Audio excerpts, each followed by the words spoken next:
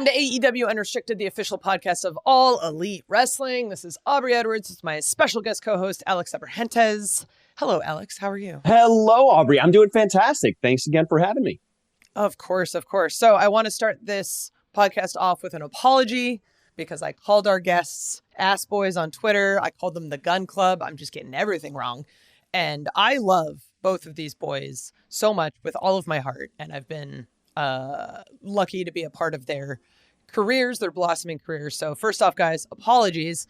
We have Austin and Colten, the Guns, here today. How are you guys doing? We're doing good. And also, do we get an apology for being in the company for so long and never being on this podcast? Yes, you also get an apology for that. Okay, good. Do we get an apology? Strike one, ass boy. Strike two, Gun Club. Strike three, just being here since day one and not being respected enough to be on your podcast. Oh my God. Okay. Well, jeez. Do we end this now? Yeah, I think that's strike three right there. Let's get out of here. You've been listening to AEW Unrestricted. They got Dad on. That's all that matters. It's funny. I got a legal letter from, I guess, Stokely saying that I cannot refer to you in any type of negative connotation. So I can't call you by the name that Aubrey called you, apparently, on Twitter. So hopefully that'll bring you some comfort knowing that you'll be respected throughout this entire podcast. Yeah. And I mean, another thing is we have the trademark on that, so we can sue you if you use it. Wow. Good to know. Good to know. All right. All right. Didn't think about that, did you? Let's get legal in here, you know? We actually haven't had Mega on the podcast. That would be an interesting one, just as a side note. But yeah, I was talking to Stacy, our producer, and I was like, wait a minute. How have we not have Austin and Colten on here? And I think maybe just because we had your dad so early that I was just like, oh yeah, we've had Billy, because I lump you guys in all the time because you guys travel all the time together and you work out together and all of these things. And we'll get into that. But first off, I want to talk about, because there's been so much evolution to your guys' team and your characters and who you guys have been, especially like very recently in the last few weeks. I want to talk about why you guys decided to drop club from your name. Because now go ahead, Oz. Yeah, it was a name that when me and my dad started together as a tag team, I was like, what are we going to be called? I don't know. We're about to go do my first match and we don't even have a name. And he goes, what about the Gun Club? I was like, all right, cool. And then we just did that for the first match. And then it literally stuck with us for 3 years. And the entire time I was like, to me, I was like, this is goofy. I didn't want it to like represent anything else. Maybe like New Japan-esque, the Bullet Club, and you have all these clubs. And I was like, nah, this is not it. And then for 3 years, we had to stick with that. But then when me and Colten turned on him, I was like, it's time for me and Colten to kind of take charge of not only our characters, but our career as well. I was like, we no longer live under the shadow of my dad. So I was like, let's just go with the Guns. It's cleaner, it's more precise, and it's more serious. So yeah, and it's not a club. It's not a club anymore. There's only two of us. So that's true. Yeah. So you went from being a club to being referred to as something else from Danhausen. Can you tell us a little bit about how this all came to be? Because this wasn't something that was necessarily planned, right? But just caught wildfire and has become part of, your history. I mean, like me and Austin like to say, we got that guy a job, like he was nothing before he decided to call us some name, and all of a sudden he's, super popular on Twitter. So, I mean, I'm waiting for him to give me some cut of his contract would be nice, but yeah. We were on the cruise. We were on the Chris Jericho cruise, and we've never done one before. So we went out there and we were having matches, and we did a comedy event. And Danhausen came up to us and was like, hey, nice to meet you guys. I've been following your careers. Do you guys mind coming out and doing this thing with your dad? And I was like, oh, no, sure. No problem. We'll do that for you. So we came out there, and he didn't tell us that he was going to call us ass boys and he was going to reference dad as daddy ass. And it caught wildfire, like you said, Alex. And then when we went out the next morning for our match on the cruise, the entire boat was chanting ass boys. I was like, wait, this can only be a boat Chris Jericho thing. All right, let them have their fun. It doesn't matter to us. And then once we touched down on land and we got cell phone service again, it was all over Twitter. When we came back to AEW and we had a dark match on Elevation, the entire arena started chanting it. And then from there, it just escalated into this big mountain. And now we can't get away from it and we can't backtrack. It's like, it's so annoying. It's annoying. You say it's annoying, but it's one of those things that's like, I think it's really cool because one, I thought everything on the boat was just going to stay on the boat. So the fact that this got so big that it made it back to like land is insane. And I think a testament to who you guys are. I'm trying to spin this in a positive way. To who you guys are, that you connect with the audience, that they find something they want to cheer for you guys, especially given like the history with your dad, how people love cheering things when your dad comes out with the whole suck it thing. So I think it's really cool. I know you guys don't like it, but I think it's really cool just given that you have this part of you and this chant that people have. And despite the fact that, you know, you don't like it, I think it's a testament to how great you guys are. So that's my thing. So thank you, Rod and Todd Ass, for being here today. This is unbelievable. Okay, all right. Racism. Careful, Aubrey. I think we'll be okay. I think we'll still be friends at the end of this. Yeah, but do you think that me and Colten wanted to come into this business and like we're trying to solidify a legacy and we're second generation and there's a lot of pressure on us? Do you think we ever want to be called ass boys or think that this is the way our career was going? So that's why it annoys us so much because we work too hard. We've been here since day one. Thanks for having us on our podcast finally. And it's just like now we're being called ass boy every single week. And me and Colton were in the LaGuardia airport yesterday just trying to have a good day. And security guards, there was a group of 3 security guards that passed by us and they were like, ass boys. Ignore them. That's all we can do is ignore them. Wow. So maybe the more we ignore them, the more they'll stop. So I'm getting off the plane. The flight attendant under his best, like, ass boy. Like, I'm just that's trying to. It's everywhere. Yeah, I'm trying to enjoy a nice flight. You know, we've been traveling everywhere, and I got to deal with this kind of stuff.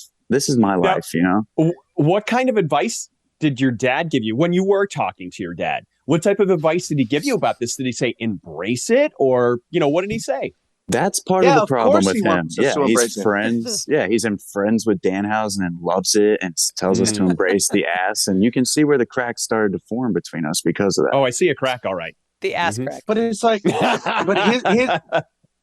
but his entire career, he was known as Mr. Ass. So when his boys are being referenced as ass boys, it doesn't get us more popular. It's just a reminder that, oh, hey, they still remember me. I'm still relevant. I'm 58 years old. I'm in the business still. Like, please give me all that I want. Give me all the attention. And that's one of the reasons we turned on him. Yeah. Where's the camera? He just hogs everything. And you've seen it, Aubrey. He wants to dance with you in the ring. He wants to take the spotlight. Like, this is our time. He's very greedy. Like, just take a back seat. Take a back seat. He can't do it. He has to be shotgun always. Okay. So you guys have another name associated with you now. You're now the Firm. You're along with MJF and Stokely and all of these other guys. How's life been so far as part of the Firm? I mean, for me and Austin, it's been great. I mean, me and Austin just got back from New York Fashion Week. 1 week after we joined the Firm, we're front row VIP at New York Fashion Week. We're getting dressed by designers. I mean, life couldn't be better right now. The Firm has given us unlimited opportunities, and we are Hollywood, you know? Yeah. Well, how does it feel? Go ahead. I'm sorry, Austin. No, I was just going to expand on that. I was shooting DMs, New York Fashion Week. I have a blue check by my name. Hey, I'm part of the Firm. What's up? I'm here representing the Firm. Here, I'm representing AEW. I'm shooting DMs to every single model at lingerie shows. I'm coming off a reality TV show. There's nothing that the Guns can't do, but it's now finally time for somebody to realize our potential. And we're not just in this company to lose matches and get other people up. No, like the Guns are winning the tag team champion belts. Like that's what we're doing. The Firm can help us get us there. That's what we're going to do.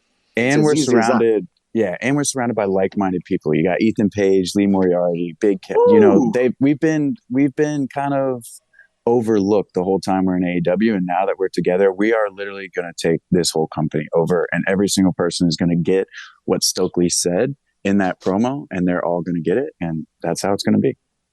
Yeah. Well, while you guys were busy sliding into DMs, your dad was busy helping the Acclaimed win the AEW Tag Team Championships at Grand Slam. How did that make you guys feel? So I want to say one thing about this.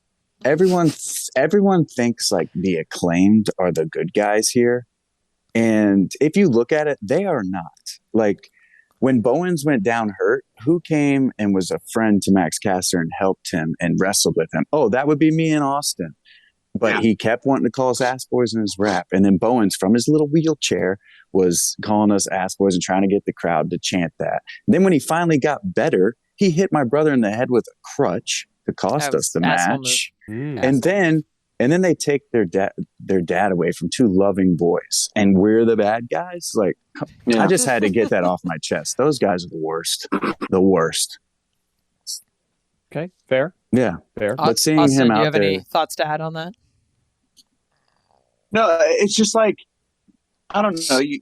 I've been with Dad since the beginning of my career, since 2017, 2018-ish. He's the one that trained me. And we developed this bond. And then Colten decided to come back from California and give this a go. And, what do you know? He's super athletic and grew up around this business. And then we started this bond, the Gun Club, going out there every single night. And then just when the Acclaim got into the picture, we teamed up because we thought we'd be a cohesive unit. And then just like Colten said, like doing the raps and then making the whole entire arena chant ass boys, it's like it becomes like a sort of, it's disrespect. It's at a certain point, it's disrespect. And then it's just like, then you see your dad, like he physically grabbed me. He's never done this before, grabbed me and pulled me off the Acclaim. It's just like, it's like things started to switch in his brain. And then me and Colten clicked, and it was just like, I don't know, man. Does it hurt seeing them win the tag team belts? Yeah, but I can't wait to see Billy's face when we come and take them right off him. And it's going to be awesome. It's going to be the greatest moment of my career, getting to look him in the eyes when I pin either Bowens or Caster 1, 2, 3 in the middle of the ring and go, see, made the wrong decision there, Pops, Billy. Wow, Pops, Billy. It's personal bad now. You know it's bad when you start calling Dad by the real name. So, oh boy, yeah. Oh boy. I haven't called him Dad since. He hasn't even talked to me, so I don't know. Oh my God. Okay, so I know you're on bad terms with your dad right now, but I do want to talk about Austin. Your debut was January 2020, pre-pandemic. You and Billy debuted as the Gun Club, defeating Peter Avalon and Sean Spears. And I think you suffered a torn PCL in the match? I actually suffered that during my debut match, which was a dark match in Jacksonville, Homecoming. And then I believe the next week after that, it was against Peter Avalon and Sean Spears and Peter Avalon. That was my official one that actually went online. So after I got signed, the next week they gave me another opportunity to show everything, and I was like, man, my knee is not holding up really well. And I found out like a month later that it was a PCL. I had a torn PCL the entire time. So that was hard to get through, but it was a great debut. And then the week after that, I had that match. So I just got it taken care of, and then I got injured, and then that's how we go into the crowd. Can you talk about the recovery for that injury? Yeah, it sucks. I mean, I've had a ACL injury in my left knee when I played lacrosse at Rollins College. And that was the first time I ever knew about knee injuries or anything was wrong with my body, because I tried to play right after, and she goes, no. My trainer was like banging my helmet on the ground. She was like, stop trying to get up. Your ACL is completely torn. So once I went through 6 months of recovery for that, it obviously delayed my wrestling process. I've been trying to train with my dad and trying to get me ready. And then when I went and when I was fully recovered, I got down to 200 pounds. I was ripped. I was ready to go for my debut. And then I did a frog splash and I felt something pop in my left knee again. And I was like, damn. So the next week I got an MRI and everything like that. And our doctors at AEW said I had a torn PCL. But thankfully, a torn PCL, there's enough blood flow in the back of your knee it just kind of heals itself over time. If you do the right physical training for it, then you're good. So like right now, I'm 100% good. I didn't have to have surgery on that, but I have torn both ACLs. So it was like just anything that comes with knee injuries is just not fun. But I stuck with it and went through physical training, and now we're back. Very cool. And Colten, correct me if I'm wrong, you started a little bit later, right? Was your goal always to get into wrestling? Because if I recall, you were pursuing other opportunities and decided to get into wrestling? Yeah, I was never really, I didn't think I wanted to be in wrestling. I, graduated from college with 2 majors, and then I just went straight into the corporate world. And I moved to LA and was building custom houses out there for like 3 years. And I remember one day just being in my trailer, and I was just watching Dad and Austin. I was watching AEW every week, and I was just thinking of things we could do and like moves and what we could call it, what our promos would be. And I was just sitting there and I was like, okay, I'm thinking about this way too much. If I'm 50 and I never gave it a try, I am going to be so regretful. And I didn't want that feeling. So I actually went to Rikishi's school. I didn't tell my dad. I didn't tell anyone. And I just went by myself, and I was telling Rikishi, I said, hey, don't let anybody know who I am. Like, I just want to come in and just see how I feel. I came in and everyone immediately knew who I was, I guess. Well, me and my dad you look like... Yeah, so I did that, and then I called my dad after. He's like, what the hell? Why did you do that? Yada, yada. And he's like, if you want to do this, just come home. So I took 2 weeks off of work. I flew to Orlando, went to Sean Spears and Tyler Bree's class, and we had a sit-down talk. And it was like, if you want to do this 110%. And I said, I 110% do. So I went back to LA. I quit my job and drove back to Orlando and started training. And then 12 weeks after that, I was on AEW Dark. Sorry. Yeah. It was a whirlwind adventure to get you there. And we're going to talk a little bit more about it. We're going to talk about the pandemic, more wrestling, more of your guys' background coming up here on AEW Unrestricted.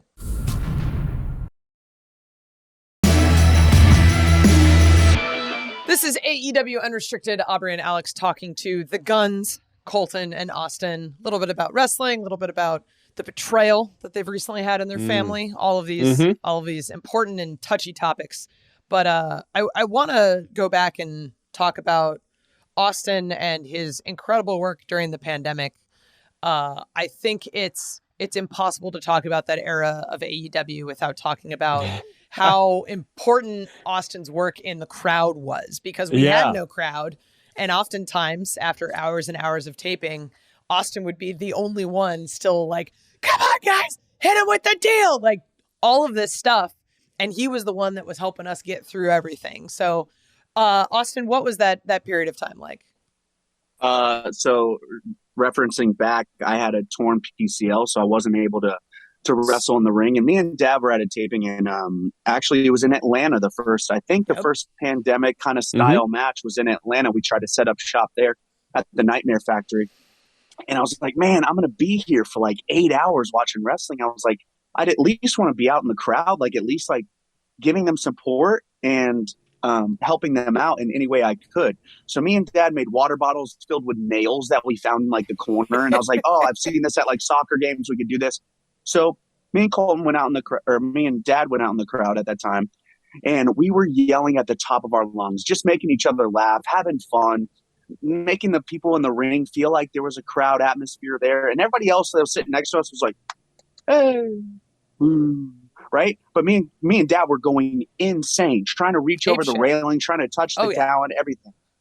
So then when it transitioned over to Jacksonville, I was like, oh, this is kind of like my niche right now. I was like, people are like backstage are like, man, that really helped me. You were losing your mind out there. I don't know how much energy you can like sustain for that long. So over time, it was more just like when the opening of the show happened, one of the camera guys would have their camera right here in my face, and a red dot would pop up, and I'd be the opening of the show. Me and Dad would go, yeah, welcome to AEW, baby, right? And it went from Elevation to Dynamite to Rampage, and just like I was screaming my ass off for 14 hours, and I just wanted people at home to feel like there was a crowd and that they could cheer along with us, and like trying to help them just feel more at home with wrestling. It's very weird in an empty arena wrestling, and it's just like, if nobody else is into it, I'm not going to be into it. And I was 110% into it. Me and Dad had fun. We would make signs. We'd wear shirts. I'd take my shirt off. I'd be like in a soccer arena, like doing chants and making up chants for people. And it was very helpful for our talent. But it was also in my head, I was like, you know what? usually people try and get more popular in the wrestling ring. Oh, I can do this move and become really popular and known for that. I was like, maybe I show the people my personality first. So when I step back into the ring in a year, maybe they'll already know who I am. And over time, they were like, I was reading Twitter the first couple of weeks, and they were like, oh, who the hell is that annoying ass kid in front row? Oh, he's standing next to Billy Gunn. I think that's Billy Gunn's kid, right? And I was already signed at the time. I was like, oh, everybody knows who I am, right? But they didn't. So over time on Twitter, they're like, dude, I can't wait to watch Austin Gunn front row. Like, this is going to be sick. So over a year, I just built up a whole like fan base of like people that loved watching me in the crowd. I'd take Sheeta's robe and just like chant for Sheeta. And I developed these bonds with people in the wrestling ring. And then Colten came in with me, and me and him and Dad started doing it as a trio. But the thing about it is not only were we being like a good crowd member, but me and Colten got to study every single person individually. We got to study Kenny Omega's moveset. We got to study the Young Bucks. We got to study FTR. So now in our career now, we know everything about you guys. So it was like kind of like a study session for us. We get to sit back and go, yeah, we know how to get out of that, or whatever it was. It was just, we got to study our competition at the same time. So that was a benefit. Well, that's really cool. Let's back up a little bit. When there were happier times with your dad, obviously growing up, your dad's a legend, no question about that. What was it like growing up as the kids of Billy Gunn? Did you have an opportunity to travel with him at all? Do you have any great road stories? Tell us about that. Yeah, so we were sometimes during the summer when we had school off, we were allowed to go with him. He would take us on the road, and me and Austin would just be in the ring goofing off all the time. And I remember Vince used to walk by me like, get the hell out of the ring. Like, okay. He was mad. Yeah, but we got to interact with everyone backstage, and we knew them all personally. And at the time, it wasn't a big deal. Like that was just work, Dad's work. It wasn't anything special. And I remember one time in second grade, I took his tag team championship belt in for show and tell. So I was pretty cool. But going back to that, like, we weren't really allowed to watch wrestling that much. Like, it was the Attitude Era and we were young, and my mom was, little sheltered for me and Austin, tried to keep us sheltered. So we weren't really allowed to watch it. So when everyone's referencing back to these moments and matches, we're kind of like, yeah, man, sure. Because we don't really know. And another funny thing is we used to have to do the suck it, but we could never say it. But we used to have to do it like up here if we wanted to do it. Yeah. So those are some growing up. It was like, like all the happy times of like going able to like visit Dad on the road was also really special to us because we're in this huge arena and we're like 8 years old, 13 years old, and we're in there wrestling with other wrestlers. And Colten, you should tell your Dustin Rhodes story, but I remember being at a pay-per-view. I think it was over summer or it was over Christmas time, and we were able to go to the building and Big Show, Paul White at the time. He's like our uncle. So at the time, we always got excited to see him. And he was like, hey, Merry Christmas, come out with me to my Escalade and help me get my bags. We were like, oh, this is sweet. So he opened up his trunk of his car, and it was the brand new Xbox. It was a brand new PlayStation. And then in front of them was stacks of games. Wow. He was like, Merry Christmas, guys. So being 8 and being 13, and then Paul White is bringing us and buying us Xboxes and PlayStations. It was like, that's sick. Like that, like we just felt at home when beating up The Rock backstage and beating up Stone Cold Steve Austin and getting free merch, and like it was just like a field trip for us, and it was just super cool to be at the building. Colten, That's what is insane. the story with Dustin Rhodes? Oh, yeah, so I used to despise Dustin Rhodes after this, but we were in the ring one time, and me and Austin are just wrestling around, and he grabs my legs and does the Claudio big swing. Oh, no. And I'm a little kid, so he spun me around like 20 times, and I was just so sick and so dizzy, and I literally just despised him from then on out. Probably still hold a grudge to this day. Yeah, you came up to me the first week you were signed, and you were like, "Hey, you want to hear a story about this guy?" I was like, "Oh, dude, what? You've been holding a grudge for that long? All right, man, cool." Never forget. Never forget. Everything eventually comes back in wrestling in some way, shape, or form. So, yes. If you ever wrestle Claudio, there's just going to be like PTSD, like, oh God, no. I may just walk out of the ring, just straight to yeah, just like just nope. walk. Nope, Done. we're done. Yeah. We've been talking a lot about wrestling, but I want to talk about Austin, about your reality show that you did a couple months back, the E-Series, relatively famous Ranch Rules, which aired January of this year, Saddleback Ranch in Colorado. Talk about being cast in a reality show and that whole process. Well, actually, a fun fact: me and Colton were battling for the last spot on the roster for that show. So we got wind of it. And we were like, you know what? Let's do our interview. So we had to do an hour interview each. And when I went in my interview, I was like, I'm single.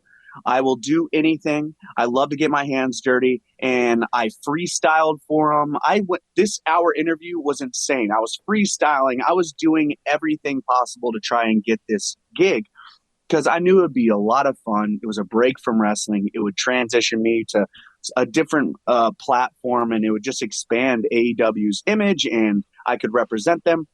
So, yeah, I ended up getting that last spot, and I was gone for a month in Steamboat Springs, Colorado, and I had the best time. I love being out there. My dad obviously rode bulls when he was younger, and we were surrounded by that lifestyle of being around horses and being around a ranch and getting our hands dirty. And me and Colton worked in construction early on in life after high school. So like we know what it's like to put in hard work and get the reward from it. So we were trying to get this ranch back on its feet after the pandemic and during the pandemic, and they were going through hard times. So I quickly found out my castmates were all from LA.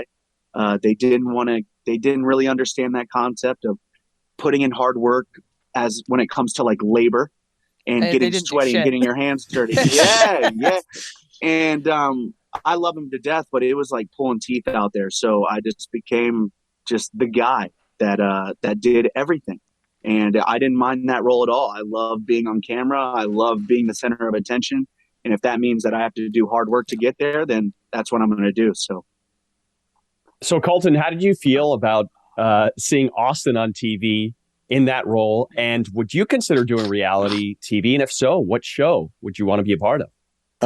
So I watched the first 2 episodes and then I couldn't watch it anymore just because like I was just watching as like they tried to turn Austin, Hannah, I guess her name was, into like a love story. And I was like, I can't watch this. Like, I just couldn't watch it. But super proud of him for doing that. I mean, it's kind of scary to take on a reality show, but, I think I would do one. I would just be the Bachelor, that's just, that's all the girls fighting for you.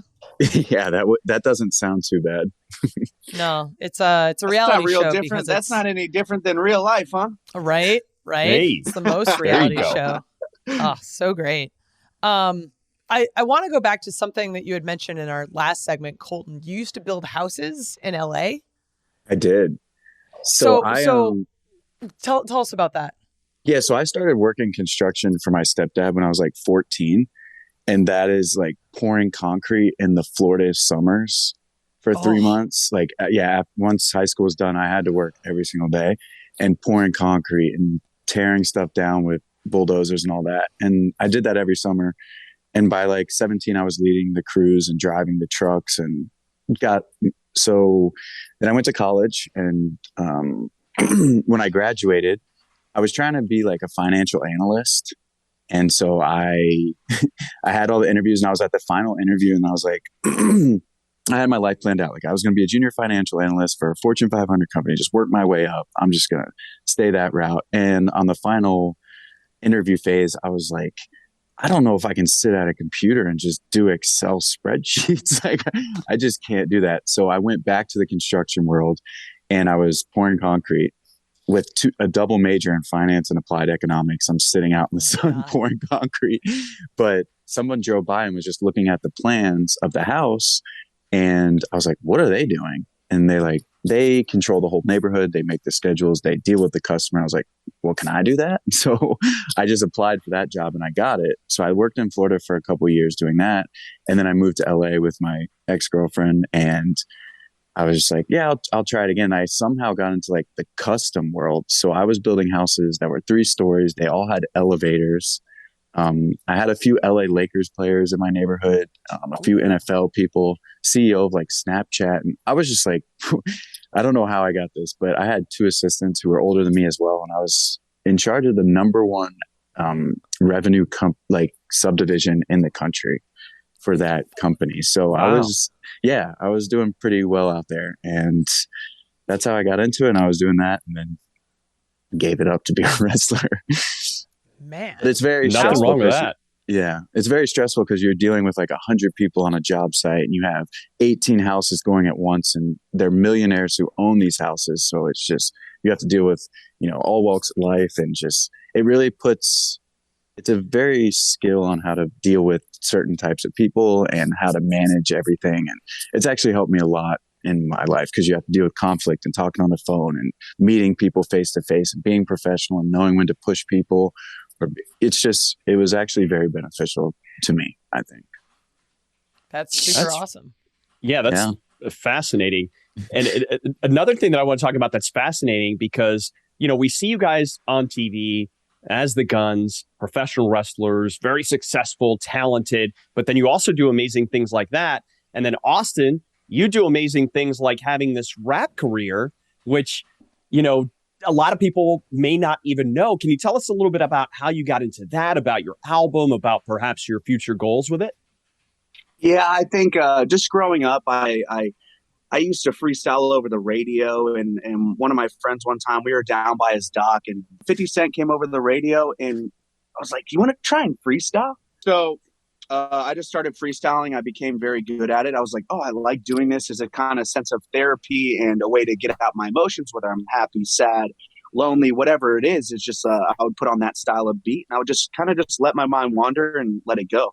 And over the years, I started figuring out GarageBand when the Apple computers started coming out and Mac, and you could do it yourself. And I was in college and I had a little closet and I would wrap my blanket around it and have my mic hanging from a hanger. And I would be sitting there with my MacBook in my little closet, just like rapping and trying to make a song.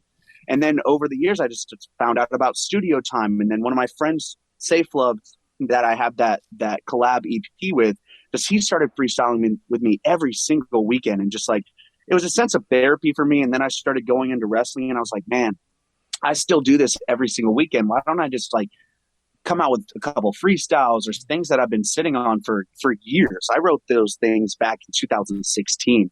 And it was just, I finally did it. And I received so much love from my freestyles. And they were like, I wanted to hate this so bad because I hate you as a wrestling character and you in wrestling, but I'm not kidding. You're actually pretty talented. So I was like, all right, it's like 2 avenues. It's like I have my rapping and my wrestling, people who enjoy my music, and people who enjoy my wrestling. And then there's people that enjoy me watching me pick up poop or artificially inseminated a cow on reality TV. And it's just like, we do so much behind the scenes, not just wrestling. So, just my wrestling career, it comes first. And when it comes to music, it's something I still do every single weekend with my buddy Safe Love, and we just recorded a song. I sent it to Colten last weekend, and I have another freestyle that I'm writing right now. So it's just when I have time, I'll do it and release it. But for now, it's just wrestling is always comes number one. So you both are just so multifaceted and have crazy backgrounds, and I already had so much respect for you, but now I have even more. We're talking to Austin and Colten of the Guns, the firm, here on AEW Unrestricted. And coming up, we've got lots and lots of fan questions.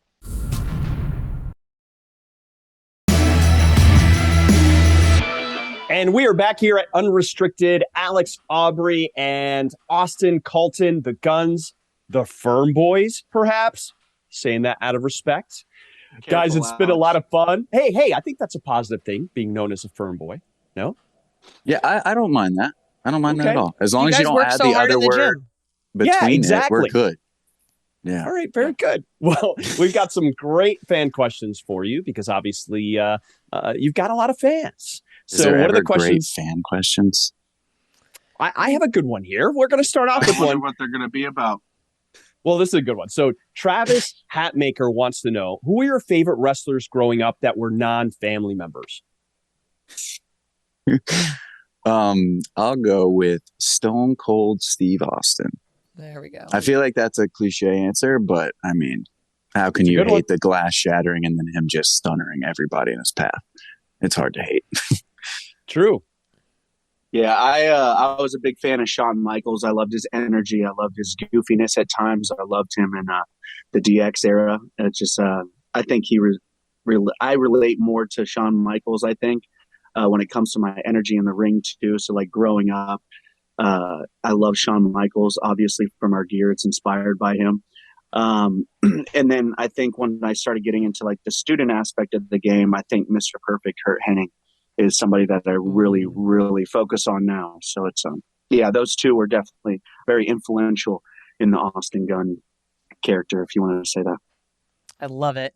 We got a question from Rory Loves Wrestling. If you could face any team from history, who would it be?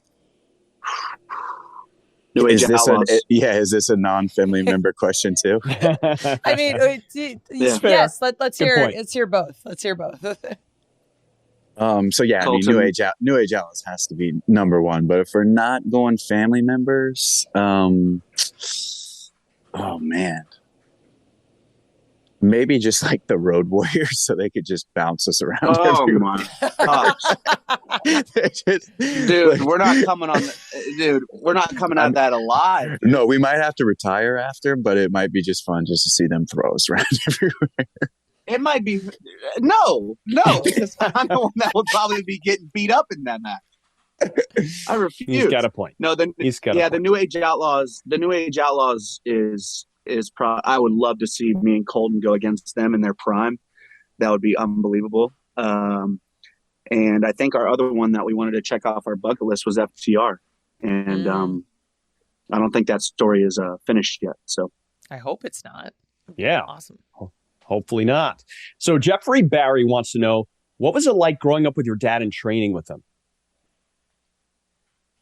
I'll go first. No. I'll go first. I'll go first. Here's the can of worms again. I got brutalized when I went through training. It was just me and Dad in a warehouse, one ring, and he beat the shit out of me for 3 hours because that's how he learned. And I respond very well to that kind of treatment. I grew up in football. I got recruited for lacrosse. So I'm very used to coaches being hard on you. But I'm the type of athlete that, oh, you want me to do that? All right, I can't wait to prove you wrong. I'm somebody that learns something one time and I'll never make the mistake again. So it's like he was very, very hard on me growing up in this, like when I was training. And golly, he did not take it easy on me whatsoever. But when Colten got in, I got to watch how he was trained, and he was coddled, baby. Well, I don't make the mistakes. I don't have to get the shit beat out of me. You just say it to me, and I'm good. Yeah. Yikes. Me and Colten learn in very different ways. So I just got to see the difference between us getting trained by him. He wasn't coddled. I was just kidding, but it was just like, it was very different. But also in my dad's way of training is very no nonsense. So even in the gym, you consider that training. Like we are going to the gym and we are working out very hard and there's no debate. I don't care how you feel, how much sleep we got. Like that's what's happening. And it's the same way in wrestling. And I mean, yes, he is very understanding and tells you why and lets you make your own mistakes. But if you're wrestling, like this is 100% and you're giving it your all, and this is why, it's very, I guess for lack of a better term, no nonsense. He is pushing you to be the best that you can be. And I applaud that and I wouldn't want it any other way, to be honest. Yeah, it's kind of one of those things like in the moment you're so heated and you have so much frustration or you have so many emotions running through your body when you're trying to learn something new or learn concepts in the ring or learn new moves. But like as frustrating as it can be, you just look back like a month later or like a year later when you finally understand the concept and you look back and you go, that's what he was trying to teach me. Now I understand. You can't learn it unless it just clicks in your head somehow, some way.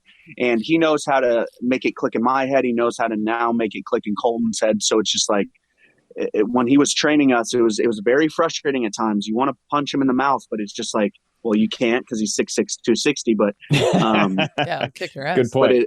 But it's also just super frustrating because you're in a mental battle with yourself. You're in a mental battle with him, and it's just like you're trying to understand and trying to get on the same page. And then when you finally do, you have so much respect because it's just like, that's what he was trying to teach us. I think one of the things I like about working with your dad as a coach backstage is that he doesn't like talk about really what you did well. He'll just be like, that was good. And then immediately goes into like the constructive criticism of here's how you make it better. And I always feel like that's a really great person to have in your ear because he's one of those like, no, here's how you make it better. I'm not going to tell you, you're the greatest ever, you're awesome or blah, blah, blah. He's not going to like, no, he's definitely just like a hard ass. You will never get that from him.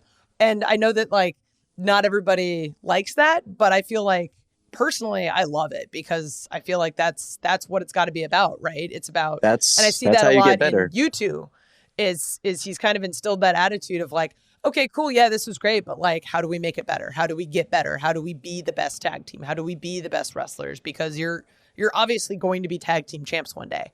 So what are you going to do now to get to that point? So I think what going off that point is there's no sugarcoating. He raised us to have thick skin and be able to take constructive criticism and not get hurt about it, not being butthurt about it or being upset or cry about it. It's like in this business, I want to know what I'm doing wrong and how I can make it better. And some people do not like that. They want to be told how great they are so they don't have to change anything, or they still walk around like this, like, I might have messed that up, but it doesn't matter. I'm still the best. Like, we don't like that kind of treatment. We've never been raised like that.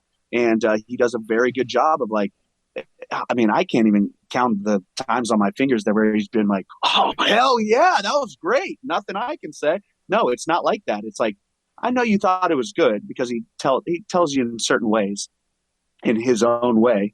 But then like, I want to know what I did wrong and how I can do better. How can we make this the best storyline, or how can we be the best wrestlers we can be? Yeah, and I remember actually after that dumpster match we have at the Acclaimed, he was like, God, I love that match. He said, "It was good. Enjoy it. We'll talk tomorrow." Like, it's like, okay. Yeah, that sounds about right. Yeah. That's definitely Billy. Oh my God. Great question here from Jay Bakes. Have your wrestling career goals so far lived up to what you thought they would be? So I will go first here. I haven't been doing it very long, and I just set one goal. And it was so funny that we did this today, but we actually watched my first match yesterday, me and Austin. And then we watched like the ending of like the Jurassic Express match. And it's only like a year apart, but the leaps and bounds we've taken as a team and as performers is insane. And sometimes you need that just to sit back and realize how far you actually have come and just to take it in. But my main goal when I entered was for me and Austin to be tag champs. And we haven't met that yet. So I can't say that we've met our goals because that's the big one. That's the one I want, like me and Austin to be tag champs. But as far as like happy with our progression, very much so. Awesome. Yeah, I think piggybacking on that, when I got into this business, I think Dad I just loved the physical aspect of it. I love entertaining people. I loved entertaining like kids because I come from an elementary education background and that's what I majored in at Rollins. So it's like I got to do everything at once. I got to entertain the crowd. I got to sign things and meet kids that look up to me, and I got to just be in front of people and cameras on me and show off and be athletic. And my dad always told me before every match when I was growing up, or like when I first started getting in, he's like, go out there and just have fun.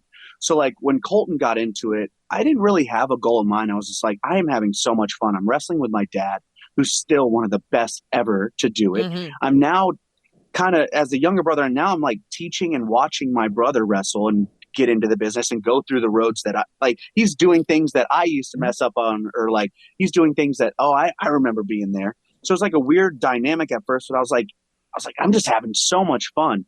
And now that we're getting a little more serious about our stuff and our craft and how we want to be remembered, the tag champs are now number one on my list. Yeah, I had fun, but now maybe people weren't taking us as serious as I wanted them to. So now, as we take this new direction with the firm and are surrounded by people that are just as hungry as us from day one, now I think that's me and Colten's goal. Is just I want to wear the tag team champion belts. That's a fantastic answer. I mean, a great goal. Where you got to go. Great goal. And I really hope that, like, I mean, I love those boys too, but it would be really great to see you guys take the belts off of the Acclaimed, just because I feel like that I don't want that story to be done. I think you guys all have amazing chemistry. Like you said, everything in wrestling all comes full circle. And if they still hold it, and we get number one, we just got to be in that number one place. We have obstacles to get through in order to get to them. So, and you will get through take them. it one step at a time. Gotten through so many obstacles, and I'm so happy that we finally had you on this podcast. 3 years too late. I know Colten wasn't even in wrestling 3 years ago, but I'm like, it's 3 years too late. We definitely needed you guys on. And I want to thank you guys for being here today. Thank you, Austin and Colten. You can follow Austin Gunn on Instagram and Twitter at the Austin Gunn. And you can follow Colten on Twitter at Colten Gunn. And he's the Colten Gunn on Instagram. You can follow and listen to this podcast, AEW Unrestricted, for free. Apple Podcasts, Spotify, all of your favorite podcast apps. You can watch the video version on YouTube. Just search AEW Unrestricted. Dynamite, TBS, Wednesdays, Rampage, TNT, Fridays, Dark and Elevation, Tuesday and Monday, respectively. This is Aubrey Edwards and Alex Abrahentes, along with the Guns. That's Guns. it. I almost Get said that Gun right. Club. There I'm you getting go. better. I'm getting better. No.